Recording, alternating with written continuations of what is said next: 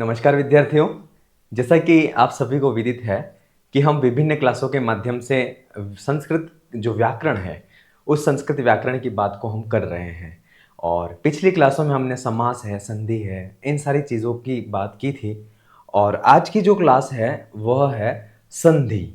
संधि शब्द जो है वह अपने आप में जो संधि टॉपिक है वह संस्कृत की जान कह सकते हैं या संस्कृत की नींव कह सकते हैं, क्योंकि यद्यपि आपको साहित्य का कोई नॉलेज नहीं है तो इतना फर्क नहीं पड़ता है, लेकिन संधि एक ऐसा टॉपिक है जिस पर आधारित अन्य सारे टॉपिक भी हैं। जैसे समास की बात करते हैं, उपसर्ग की बात करें, प्रत्यय की बात करें, तो ये सारे जो टॉपिक हैं वह भी संधि पर आधारित हैं। इसलिए संधि जो है उसको हमें बहुत अच्छी तरह से पढ़ना है, क्योंकि अगर मैं कह सकता हूं ये कि संधि के क्वेश्चन अगर आपके सही हो जाते हैं, संधि के क्वेश्चन आपके सही हो जाते हैं तो कहीं ना कहीं आप एक सिलेक्शन की एक अच्छी दौड़ में और एक अच्छी पोजीशन पे रहते हो। क्योंकि संधि जो है वह एक थोड़ा सा क्लिष्ट टॉपिक है और समझ में थोड़ा सा नहीं आता है, लेकिन अगर थोड़ा सा इसको प्रयत्नों के साथ में या उदाहरणों के साथ में अगर इसको देखा जाए तो संधि में कहीं भी मैं ये मानता हूं कि आपको कहीं भी प्रॉब्लम नहीं आनी चाहिए। बस हमें यह पता होना चाहिए कि सूत्र किस संधि का है और उस सूत्र के उदाहरण कौन से हैं। देखिए, आप प्रीवियस ईयर के पेपर को उठा करके देखेंगे तो आप एक चीज देखेंगे कि मोस्ट ऑफ जो कुछ सूत्र ऐसे हैं जहां से हर भर्ती परीक्षा में प्रश्न पूछे गए हैं। इसलिए आपको इस चीज का एनालिसिस करना है कि किस सूत्र से क्वेश्चन मोस्ट ऑफ परीक्षा में पूछे जा रहे हैं और आगे भविष्य में भी उसी सूत्र से, क्योंकि वो ही सूत्र कुछ ऐसे हैं जो कि परीक्षा में पूछने लायक हैं। बाकी तो जो सूत्र हैं वह थोड़े से इजी होते हैं। तीसरी बात जो है वह इंपॉर्टेंट है, वह यह है कि अपवाद सूत्र जो है, अपवाद सूत्र जितने भी हैं संधियों में, इनको बहुत अच्छी तरह से हमें देखना है। अगर क्योंकि अपवाद सूत्र पिछले प्रीवियस ईयर के पेपरों को देख, जैसे मैंने एनालिसिस किया तो देखा है कि अपवाद जो सूत्र हैं वहां से प्रश्न बनने की बहुत अत्यधिक संभावनाएं रहती हैं। तो ये सारी चीजें आपको है वह थोड़ा सा ध्यान रखना है। चलिए इस क्लास को प्रारंभ करते हैं। तो संधि का शाब्दिक अर्थ देखें तो शाब्दिक अर्थ जो होता है वह होता है मेलन, मेलनम, जोड़, ठीक है, मेलनम, जोड़, ये इसका संधि का शाब्दिक अर्थ है। अब मेलनम है, जोड़ है ना, तो किसका मेलन करवाना, किसका मिलन करवाना, किसका जोड़ करना, तो वर्णों का मेल करना। किसका? वर्णों का मेल करने को ही जो है वह संधि कहते हैं। ठीक है, मेलन करना, जोड़ना, ये सारे जो हैं वह संधि शब्द के शाब्दिक अर्थ हैं।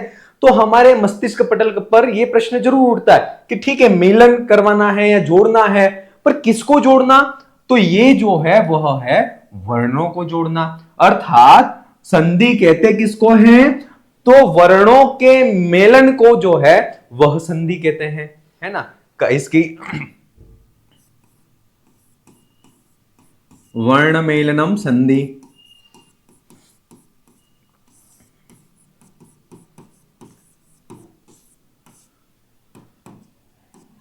वर्ण संधानम संधि।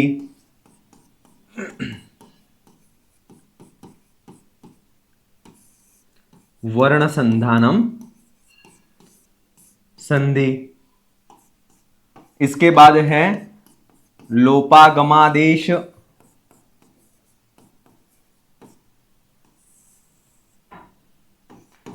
लोपागमादेश वर्ण विकारो वा संधि।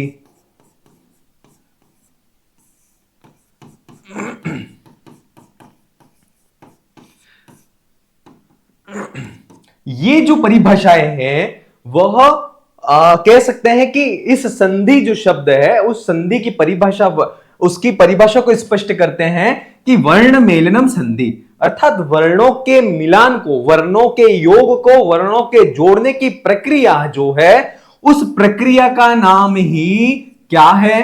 तो उस प्रक्रिया का नाम ही संधि है। वर्ण संधानम संधि, वर्ण संधानम संधि अर्थात वर्णों के संधान, अर्थात वही वर्णों के मेल या योग या जोड़ने को ही संधि कहते हैं। और अगली जो परिभाषा है वह यह है कि लोपागम,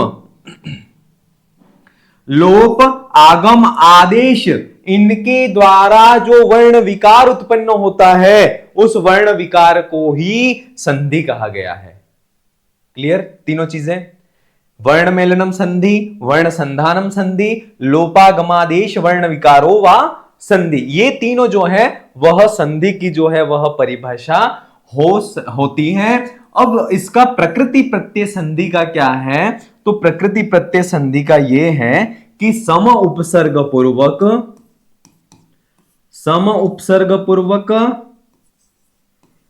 दुधाय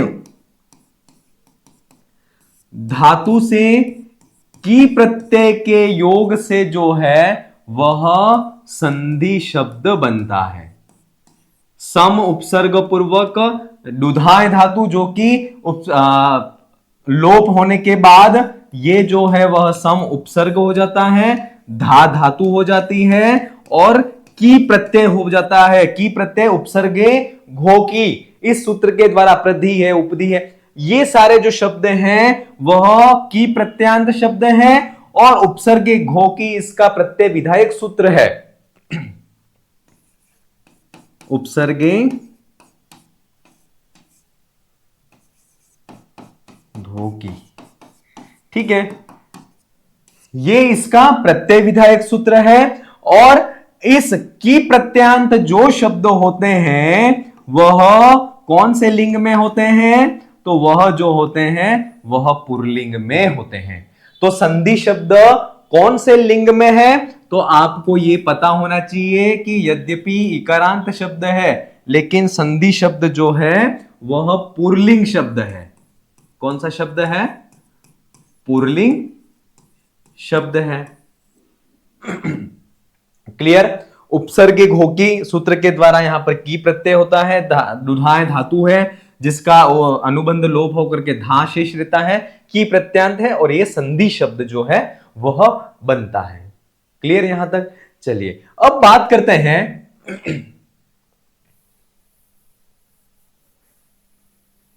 संधि जो प्रक्रिया है वह किसकी प्रक्रिया है?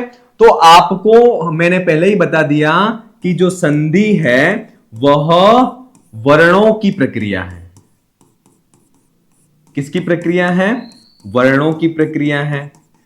इसके बाद वर्णों के द्वारा जो बनता है वह क्या बनता है? पद या शब्द बनते हैं। क्या बनता है? पद या शब्द बनते हैं। तो जो समास है वह पदों या शब्दों की प्रक्रिया है। समास किसकी प्रक्रिया है? पदों या शब्दों की प्रक्रिया है। और पद और शब्दों के माध्यम से क्या बनते हैं? वाक्य बनते हैं। तो वाक्यों की जो प्रक्रिया है वह क्या है? कारक है।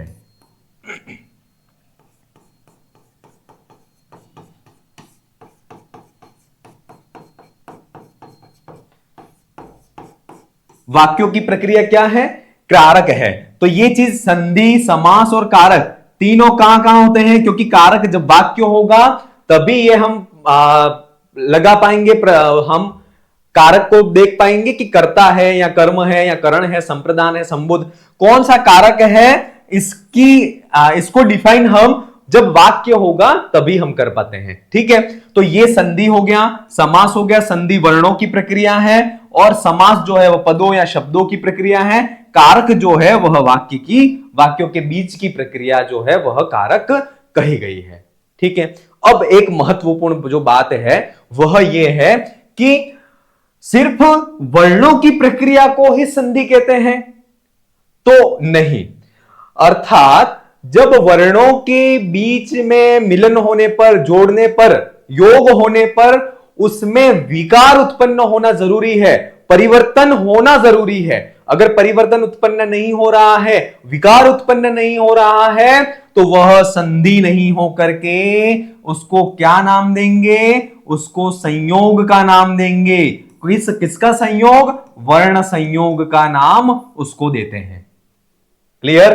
अगर वर्णों के बीच में योग तो हो रहा है, जोड़ हो रहा है, मेलन हो रहा है, लेकिन उनके बीच में अगर विकार उत्पन्न नहीं हो रहा है, ठीक है, तो विकार उत्पन्न नहीं होगा तो वह जो है वह क्या कहलाएगा? वह संयोग कहलाएगा। जैसे अपन यहां पर देखते हैं एक उदाहरण कि बहुत अच्छी तरह से इस क्लास को देखिएगा क्योंकि बहुत इंपॉर्टेंट क्लास है। जैसे कि परम प्लस अर्थ, परम प्लस अर्थ। अब यहां पर प्रथम पद का अंतिम वर्ण जो है वह अ हो गया, द्वितीय शब्द का प्रथम वर्ण जो है वह अ हो गया। अ और अ, इन दोनों के योग होने पर विकार या परिवर्तन हो रहा है। क्या परिवर्तन हो रहा है? दोनों अ मिलकर के आ के रूप में परिवर्तित हो रहे हैं, इसलिए ये जो है वह संधि के अंतर्गत आएगा। ये शब्द जो है वह संधि के अंतर्गत आएगा। क्यों आएगा? क्योंकि इसमें विकार या परिवर्तन जो है वह उत्पन्न हो रहा है। संधि और संयोग दोनों में यही फर्क है कि संधि के अंदर दो वर्णों के मेल होने पर विकार या परिवर्तन सुनिश्चित है, लेकिन जो संयोग है उसमें विकार या परिवर्तन उत्पन्न नहीं होता है। जैसे कि अहम प्लस एव, जैसे अहम प्लस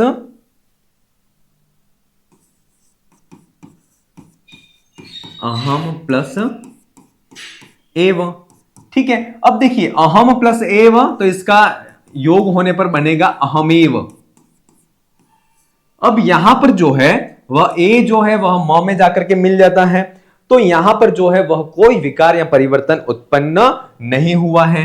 एवं प्लस एव, एवं प्लस एव, तो एवमेव, यहां पर भी कोई परिवर्तन नहीं हो रहा है। त्वाम प्लस अपि, त्वाम प्लस अपि, त्वाम अपि, यहां पर भी कोई परिवर्तन नहीं हो रहा है। तो जहां पर वर्णों के मेल होने पर कोई विकार या परिवर्तन उत्पन्न नहीं होता है उसको संयोग कहते हैं, और जब विकार या परिवर्तन उत्पन्न हो जाता है तो उसको जो है वह क्या कहते हैं? वह संधि कही जाती है। यहां तक क्लियर? किसको कहते हैं संधि, कहां पर होती है, ये सारी चीजें यहां पर अपन ने क्लियर कर ली। ठीक है, अब आगे बढ़ते हैं। व्याकरण शास्त्र में संधि के लिए, व्याकरण शास्त्र है, उस व्याकरण शास्त्र में संधि के लिए संहिता पद जो है उस संहिता पद का उपयोग भी किया जाता है, और आपने देखा भी होगा व्याकरण शास्त्र में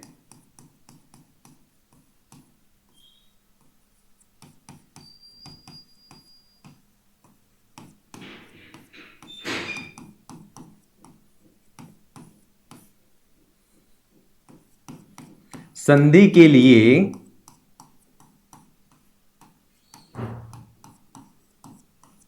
संहिता पद का प्रयोग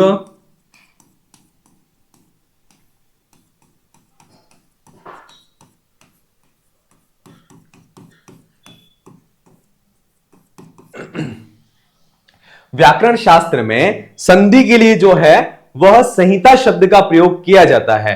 अब संहिता संज्ञा किस सूत्र के द्वारा होती है? संहिता संज्ञा विधायक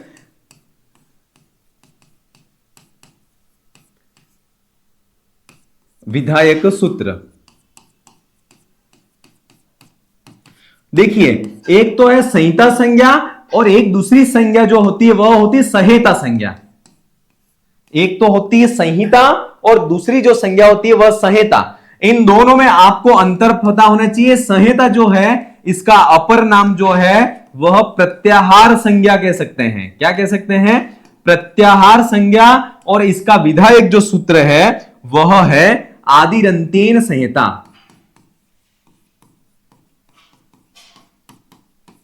आदिरंत्येन संहिता। ये जो है वह संहिता संज्ञा विधायक सूत्र है। लेकिन अपन जो बात कर रहे हैं संधि के लिए व्याकरण शास्त्र में जिस शब्द का प्रयोग किया जाता है वह है संहिता, और उस संहिता संज्ञा की अपन यहां पर बात कर रहे हैं। और संहिता संज्ञा विधायक जो सूत्र है उसको आपको बहुत अच्छी तरह से याद कर लेना है, क्योंकि यह परीक्षा में पूछा जाएगा। और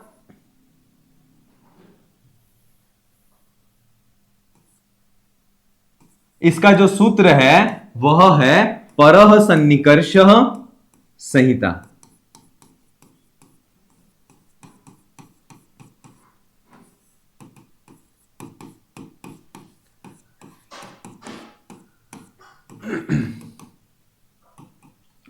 परः सन्निकर्षः संहिता, ये जो है वह संहिता संज्ञा विधायक सूत्र है।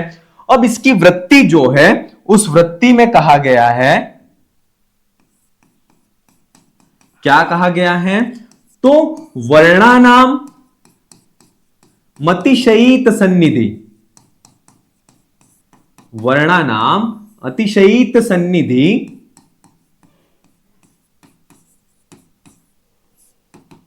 संहिता संज्ञः स्यात्।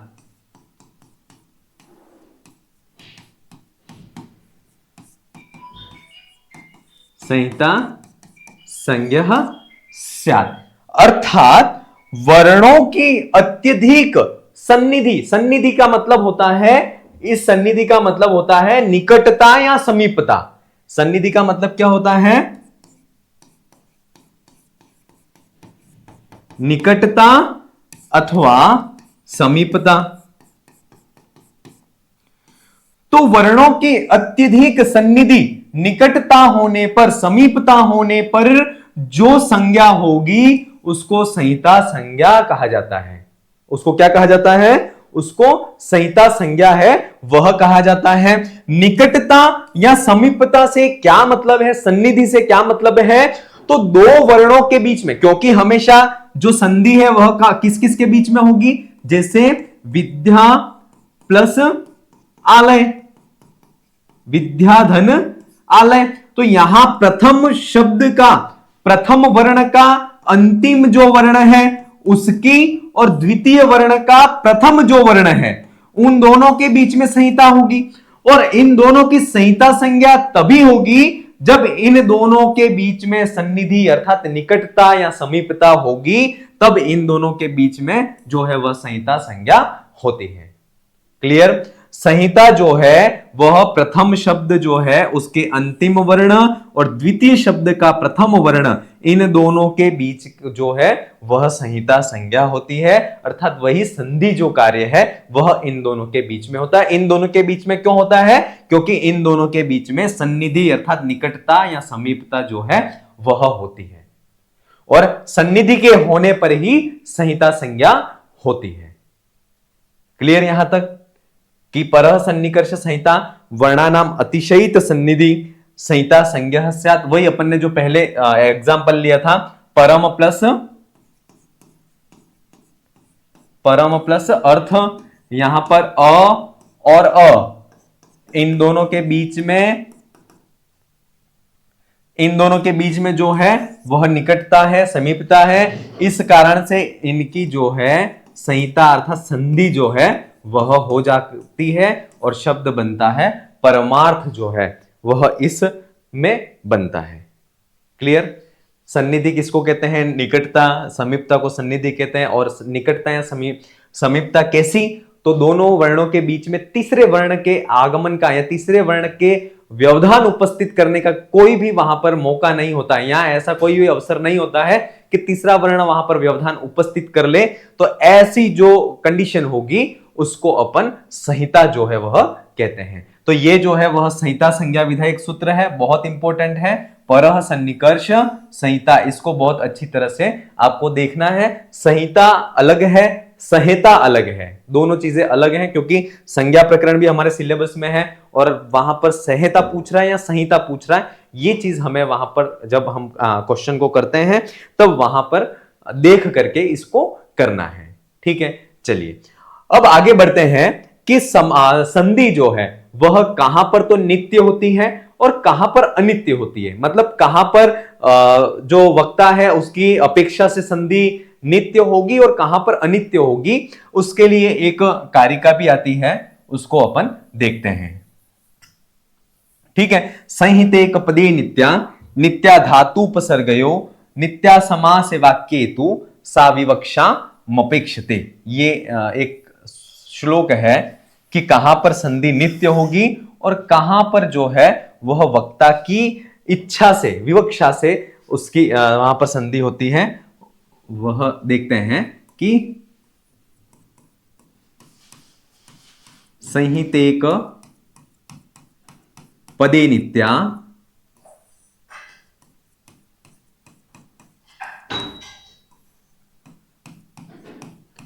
नित्या धातुपसर्गयो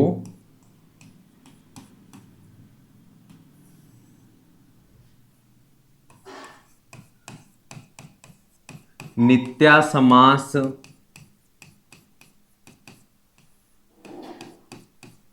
वाक्येतु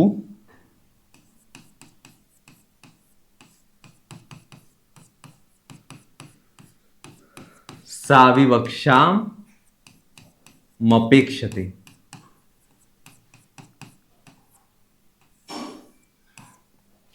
ये जो बात है वह यहां पर कही जा रही है और ये कहने का मतलब यह है कि जो संधि है वह संधि जो है वह एक पदे, इसके बाद है धातु उपसर्गयो,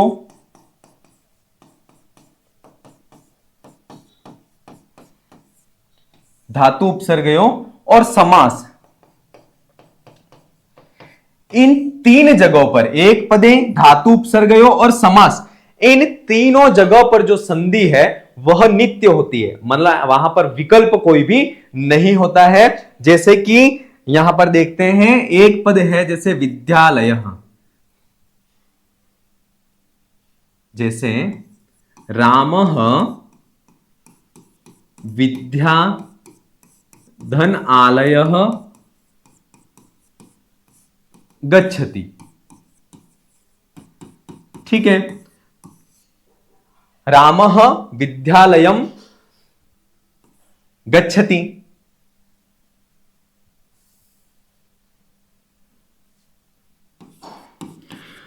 अब यहां पर संधि जो है वह एक पद में हो रही है, तो एक पद में ये जो एक पद में संधि हो रही है तो इसको हम विकल्प से विच्छेदित रूप में नहीं लिख सकते हैं।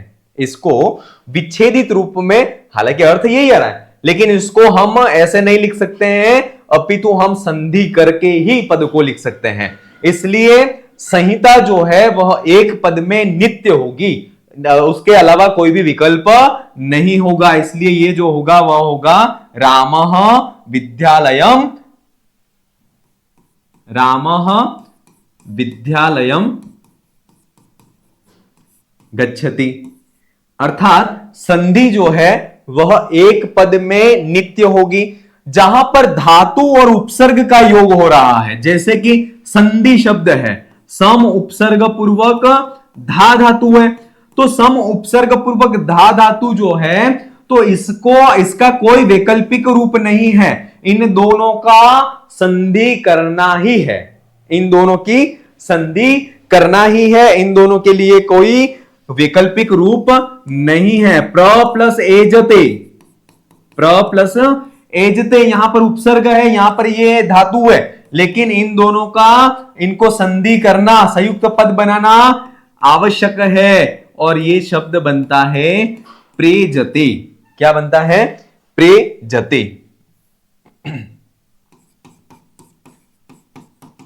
क्लियर? तो संधि जो है वह एक पद में आवश्यक है, नित्य होगी।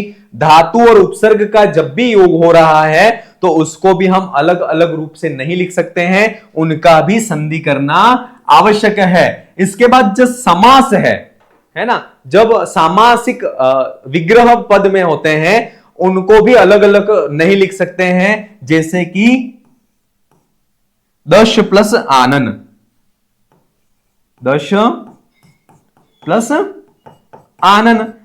तो इसको भी हम अलग अलग तौर पर नहीं लिख सकते हैं, इनको भी संयुक्त रूप में लिखना जरूरी है, संधि करना जरूरी है। दशानन क्या होगा? दशानन। इसके बाद है नील प्लस अंबर, नील प्लस अंबर, तो इसका भी संयुक्त रूप ही लिखना होगा। इसके लिए कोई ऐसा विकल्प नहीं है कि हम इसको इसका संयुक्त रूप नहीं लिखें, तो इसका संयुक्त रूप बनेगा नीलांबर। क्लियर? अर्थात संहितेक पदे नित्या, नित्या धातुपसर्गयो, नित्या समास।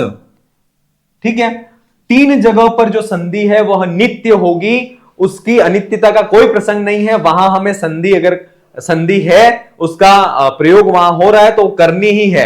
एक तो एक पद में जब पद एक पद पूरा है उसके बीच में संधि करना जरूरी है, उसको समस्त पद बनाना जरूरी है, उसको अलग अलग नहीं लिख सकते हैं। इसके बाद धातु और उपसर्ग का जब योग हो रहा है तब उन धातु और उपसर्ग का योग होने पर भी उनको साथ में लिखना जरूरी है। इसके बाद जब समास जो की बात करते हैं तो समास में भी जब विग्रह करते हैं तब उस विग्रह जो पद है उनमें संधि कार्य करना जरूरी है, उनको भी अलग अलग नहीं लिख सकते हैं। इसलिए एक पद में, धातु उपसर्ग में और समास में, इन तीनों जगहों पर संधि जो है वह कैसी होगी? नित्य होगी। कैसी होगी? नित्य। ये याद रखना कि संधि जो है वह कहां कहां पर नित्य होती है, तो आपको ये पता होना चाहिए कि संधि जो है एक पद में, धातु और उपसर्ग में और समास, इन तीन कंडीशन में नित्य होगी, करना जरूरी है। लेकिन सवाक्ये तु सा विवक्षाम अपेक्षते, लेकिन जब वाक्य में संधि हो रही है तो वहां पर हमारी यहां वक्ता जो है ना, उसकी विवक्षा मतलब उसकी इच्छा जो है उस इच्छा पर निर्भर करता है। जैसे कि यहां पर अपन एग्जाम्पल लिखते हैं, ना अहम गच्छामि, ना हम गच्छामि। अब यहां पर देखिए इसको संयुक्त रूप से लिख दिया है। अब इसका ही वैकल्पिक जो रूप है वह यह है कि न अहम गच्छामि, न अहम गच्छामि। दोनों वाक्य जो हैं वह सही है, दोनों वाक्य सही है। से हा गच्छति,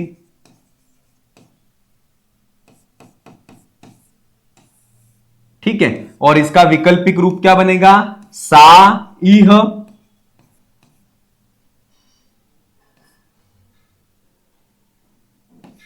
आगच्छति।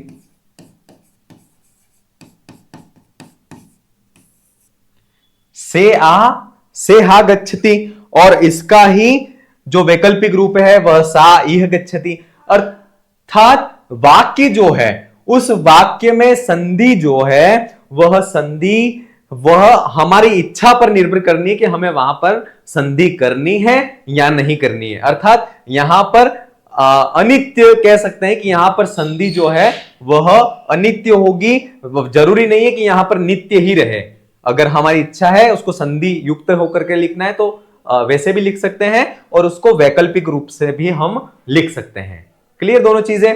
तो संहित एक पदे नित्या, एक पद में, नित्य धातु और उपसर्ग में और समास में, इन तीन जगह पर संधि नित्य होती है। और वाक्य जो है उस वाक्य में जो है वह संधि विवक्षा जो है, विवक्षा किसकी विवक्षा?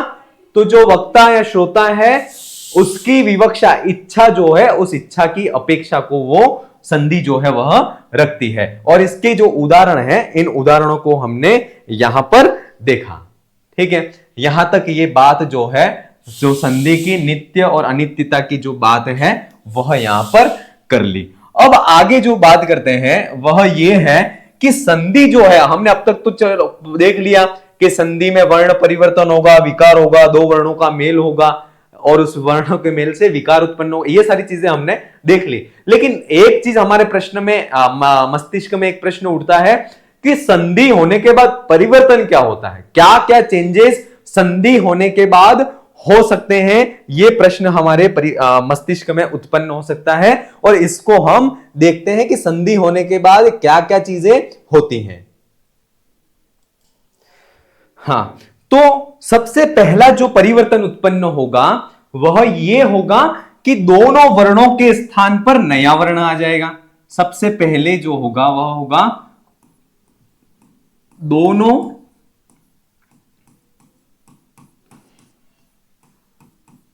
वर्णों के स्थान पर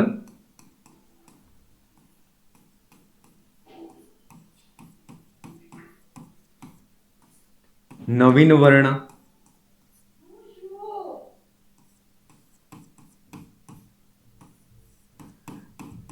का आगमन।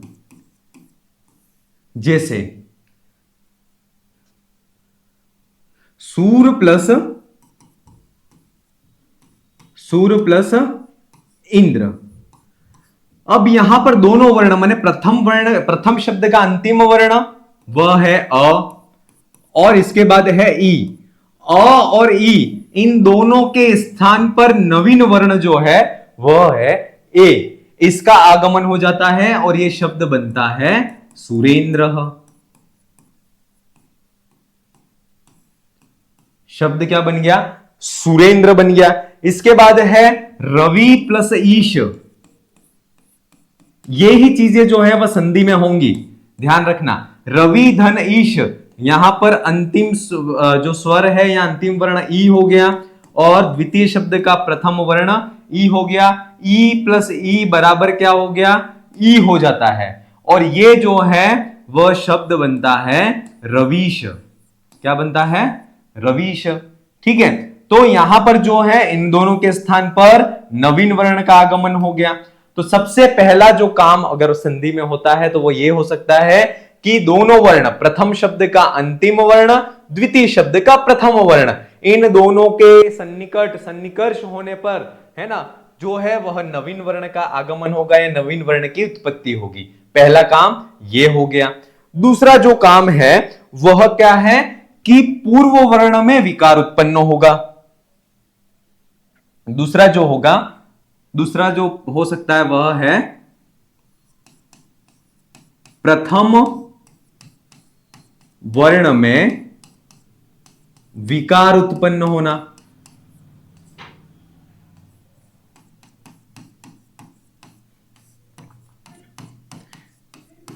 जैसे इति प्लस आदि। इति प्लस आदि, यहां पर यह है ई है और यहां पर जो है वह हो गया आ हो गया और इस ई के स्थान पर क्या हो जाता है? यह हो जाता है ना। और यह संयुक्त रूप बनता है इत्यादि। क्या बनता है? इत्यादि बनता है। तो यहां पर यह वर्ण तो यथावत रहा, इसमें कोई परिवर्तन नहीं हुआ, लेकिन प्रथम शब्द का जो अंतिम वर्ण है माने ये, इसमें परिवर्तन, इसमें विकार उत्पन्न हो रहा है, इसमें परिवर्तन उत्पन्न हो रहा है और उस ई के स्थान पर क्या हो रहा है? तो उस ई के स्थान पर यह हो रहा है। जैसे और देखते हैं, मधु प्लस अरि। और इस तरह के ये जो काम है वह कहां पर होता है? यण संधि में मुख्य तौर पर यह देखा जाता है। किस संधि में देखा जाता है? यण संधि में यह चीज देखी जाती है। तो मधु धन अरि, अब यहां पर उ है और यहां पर अ है। अब उ के स्थान पर यण संधि में क्या होता है? वह होता है। तो प्रथम वर्ण शब्द के अंतिम वर्ण में विकार उत्पन्न हुआ और यह शब्द बनता है, वह बनता है मध्वरी बनता है। क्या बनता है? मध्वरी बनता है। तो इस प्रकार से यह प्रथम वर्ण में विकार उत्पन्न हुआ। फिर आगे बात करते हैं और क्या हो सकता है? तो तीसरा जो है वह हो सकता है वर्ण लोप हो सकता है संधि में। और क्या हो सकता है? वर्ण लोप हो सकता है। जैसे कि इसका एग्जाम्पल हम देखते हैं, वह एग्जाम्पल है रामः आगच्छति। रामः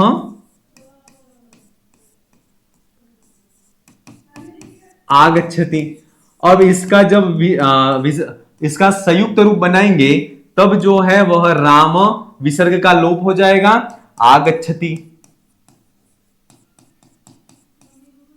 ठीक है, तो यहां पर जो है वह क्या हो गया, वर्ण लोप हो गया। और देखते हैं दोषो अस्ति,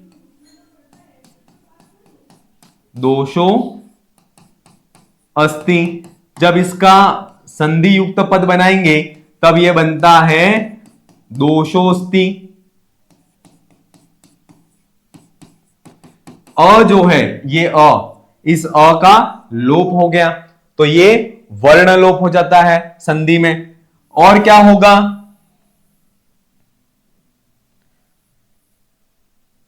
तो द्वित्व। और क्या हो सकता है, तो द्वित्व। द्वित्व का मतलब है किसी वर्ण का दो बार प्रयोग, है ना। जैसे अस्मिन प्लस अवसरे, अस्मिन प्लस अवसरे, और इसका संयुक्त रूप जो बनेगा वह होगा अस्मिन अवसरे।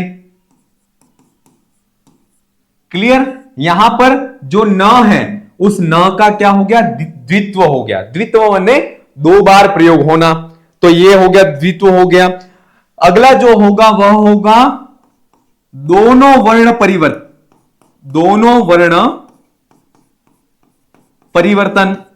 ये चीजें जो हैं वह मुख्य संधि में आपको जब अपन पढ़ेंगे तब ये चीजें आपको देखने को मिलेंगी। दोनों वर्ण परिवर्तन कैसे होंगे, जैसे कि तत् प्लस शिव,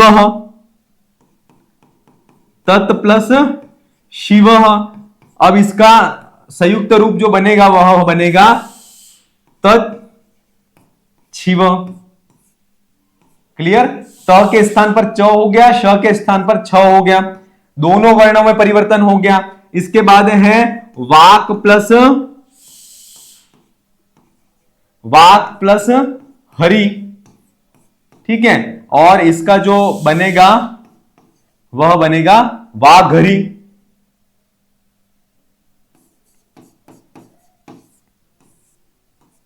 क्लियर। क के स्थान पर ग हो जाता है और ह के स्थान पर घ हो जाता है।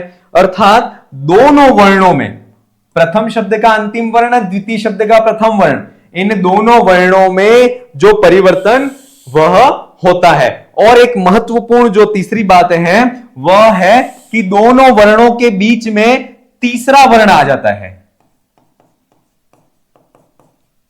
तीसरे वर्ण का आगमन, है ना। दो वर्णों के बीच में क्या हो जाएगा, तीसरा वर्ण आ जाएगा। और ये काम भी जो है वह संधि में होता है, और इसका एग्जाम्पल है वह है वृक्ष, धन, छाया। ये सारी चीजें आपको पता है, पर संधि में अब अपन को पता होना चाहिए कि क्या क्या हो सकता है वहां पे। तो ये सारी चीजें जो हैं वह होती है वृक्ष छाया, और इसका जब संधि युक्त पद बने करेंगे तब यह बनता है वृक्ष छाया। अब यहां पर दोनों वर्णों के बीच में च का आगम हो गया। क्लियर।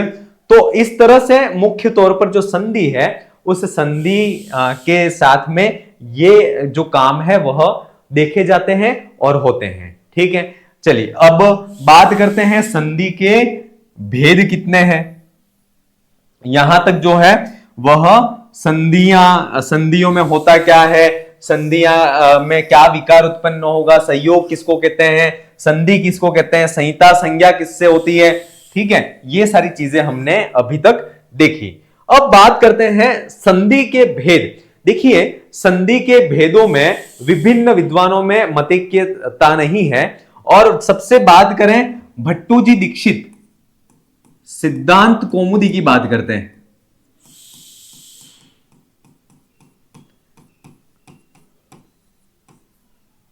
सिद्धांत कौमुदी या फिर वैयाकरण सिद्धांत कौमुदी,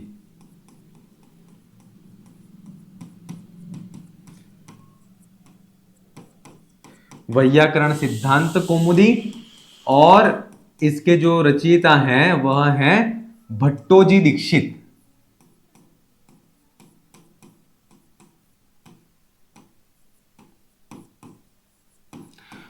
भट्टो जी दीक्षित की बात करें तो इनके अनुसार जो संधि है वह संधि ये कितने प्रकार की मानते हैं?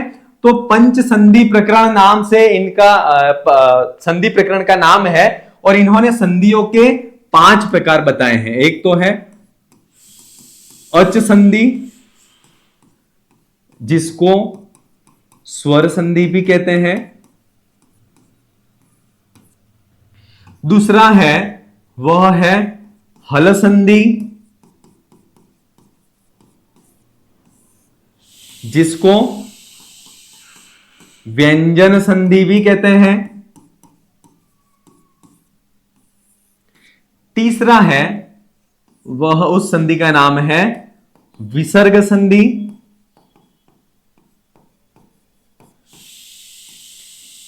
चौथा जो है वह है प्रकृति भाव संधि।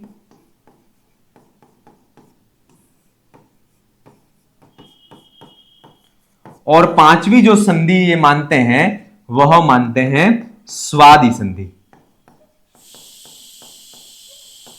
क्लियर? अर्थात सिद्धांत कौमुदी या वैयाकरण सिद्धांत कौमुदी के रचयिता भट्टोजी दीक्षित जो है, इनके मत के अनुसार संधियां कितनी है यह परीक्षा में पूछ लिया जाए तो इनके मत के अनुसार जो संधियां हैं वह 5 हैं। क्लियर? अच संधि, हल संधि, विसर्ग संधि, प्रकृति भाव संधि और स्वादि संधि। इस प्रकार से सिद्धांत कौमुदी वैयाकरण सिद्धांत कौमुदी के रचयिता भट्टोजी दीक्षित का जो मत है वह इस प्रकार से है। लेकिन परीक्षा में यह पूछ लिया जाए, क्या पूछ लिया जाए कि लघु सिद्धांत कौमुदी, क्या पूछ लिया जाए कि लघु सिद्धांत कौमुदी जिसके रचयिता हैं वरदराचार्य,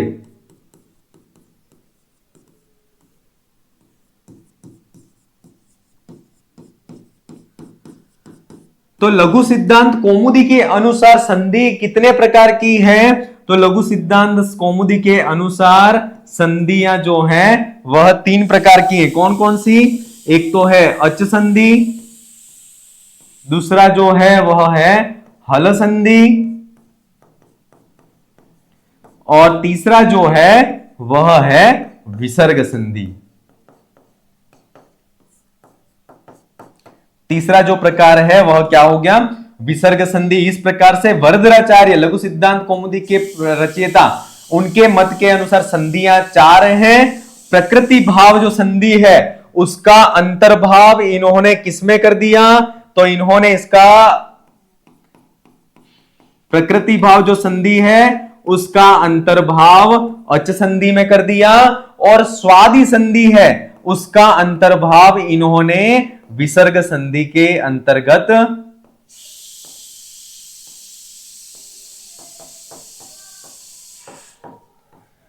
विसर्ग जो संधि है उस विसर्ग संधि के अंतर्गत जो है वह स्वादि संधि का अंतर्भाव कर दिया। इस प्रकार से इन दोनों का अंतर्भाव भट्टोजी दीक्षित द्वारा सम्मत 5 संधियों में से प्रकृति भाव संधि का अंतर्भाव अच संधि में कर दिया वरदराचार्य ने, स्वादि संधि का अंतर्भाव विसर्ग संधि में कर दिया। इस प्रकार से इन्होंने 5 संधियों को समेट करके इन्होंने कितने संधियों का प्रतिपादन किया वरदराचार्य ने? तो 3 संधियों का प्रतिपादन इन्होंने किया था। क्लियर? क्लियर ना? अब कोई भी कंफ्यूजन नहीं रहेगा।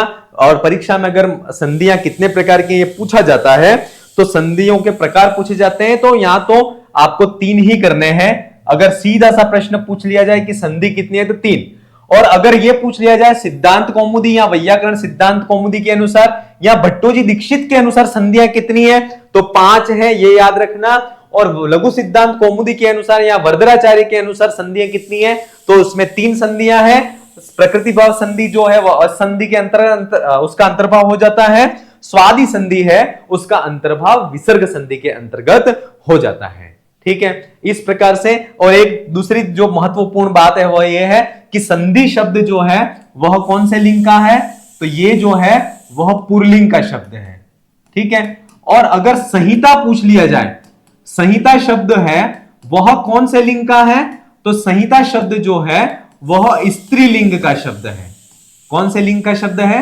संहिता शब्द स्त्रीलिंग का शब्द है। ये दोनों चीजें भी आपको पता होनी चाहिए, क्योंकि कहीं पर आप इंटरव्यू वगैरह फेस कर रहे हो तो वहां पर ये प्रश्न, इस तरह के प्रश्न वहां पर पूछे जाते हैं। इसलिए संहिता शब्द जो है वह स्त्रीलिंग है और संधि शब्द है वह पुल्लिंग है। इस प्रकार से आज की क्लास में हमने संधियों का जो सामान्य परिचय, किसको संधि कहते हैं, उसमें क्या क्या काम होते हैं, और इसके साथ में संधियों के विभिन्न मत विद्वान जो हैं वह व्याकरण शास्त्र में क्या क्या भेद मानते हैं, इन सारी चीजों की आज की क्लास में हमने बात की। अगली क्लास के साथ में स्वर संधि के भेदों के साथ में फिर मिलेंगे। आप अपनी तैयारी को कंटिन्यू अनवरत रूप से जारी रखें। धन्यवाद।